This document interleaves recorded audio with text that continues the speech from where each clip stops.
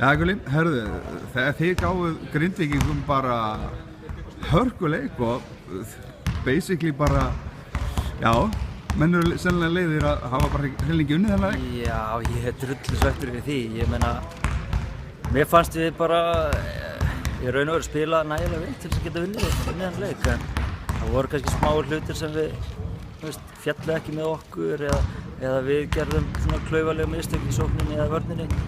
Það einhvern veginn endaði þannig að Lúis náttúrulega bara klárar þennan leik hérna, hann lappar með þetta heim. Já, þau áttu svolítið erfiðleikum með hann svona þegar hann byrjaði svona hægt og rólega að síga inn í leikinn, en þá var hann erfiði punkturinn í þeirra leik. Já, ég raun að vera í öðru leik þá tekur hann bara yfir og við komum inn í hálfleikinn og breytum aðeins, við förum, við vorum búin að tala það alla vikuna, við ætlum að vera mjög nálægt honum og láta vera svolítið fysikal á hann, en við vorum það ekki.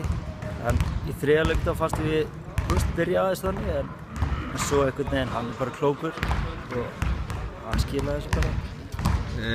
Þið eru yfir 3 leikluta hér, þið eru í framlengingu í síðasta leik, þið eru hálsbreidd frá því að í raun og veru taka 2 stig og ég meina það er svo fullt sem að þið farið með í næsta leik. Algjörlega, þetta lið er náttúrulega bara, ég og ekki erum búin að tala um það þetta vetur, að við erum með bara frábæran hóp í þarna höndurum, en þetta er ungi strákar sem eru að læra, en sko það er alltaf gleði, eins og þú sást að menn voru að fleygja sér eftir bolti, menn voru að fagna ef það fengu einkast leikum við, þannig að það er stemming í hópnum og það er allir glaðir og skemmtilegir, eins og skúrnum.